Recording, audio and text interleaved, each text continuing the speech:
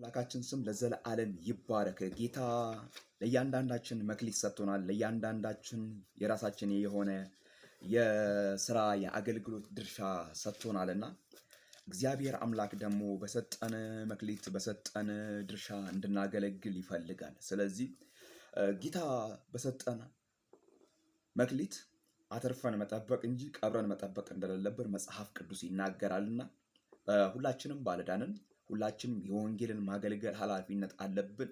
ሁላችንም ገንዘብ ያለው በገንዘቡ፣ እውቀት ያለው በእውቀቱ፣ በቤተ ክርስቲያን ውስጥ ልዩ ልዩ ጸጋ አለ። መንፈስ ግን አንድ ነው። የእግዚአብሔር መንፈስ አንድ ነው። ያ የሚመረምር የእግዚአብሔር መንፈስ፣ ያ እውነት የሆነ የእግዚአብሔር መንፈስ፣ ያ ወደ እውነት የሚመራ የእግዚአብሔር መንፈስ፣ ያ ደካማውን የሚያበረታ የእግዚአብሔር መንፈስ አንድ ነው።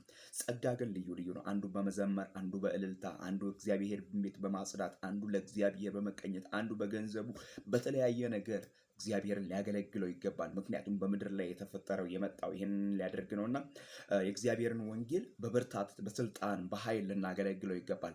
ይህንን ስናደርግ እግዚአብሔር አምላክ ዘመናችንን፣ እድሜያችንን፣ ኑሯችንን፣ መውጣታችንን እግዚአብሔር አምላክ ይባርከዋል። እግዚአብሔር አምላክ ከዕለት ዕለት እግዚአብሔር አምላክ ሞገሱን ኃይሉን በእኛ ላይ ያደርጋል።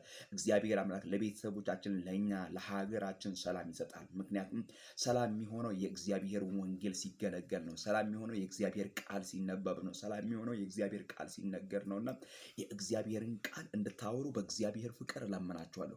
ወንድሞቼ የአባቴ ብሩካን እናንተ የተረዳችሁ ሞኞች ስለሆን አይደለንም። የእግዚአብሔርን ምሕረት በዚህን ሰዓት የምናወራው የእግዚአብሔርን ቸርነት የእግዚአብሔርን በጎነት የምናወራው መዳን በሌላ በማንም የለም። እንድንበት ዘንድ ከሰማይ በታች የተሰጠን ስም ኢየሱስ ነው። የልጁም የኢየሱስ ክርስቶስ ደም ከኃጢአት ሁሉ ያድናል። ያን የምናወራው የእግዚአብሔርን ታላቅነትና ኃያልነት ቀምሰን ነው።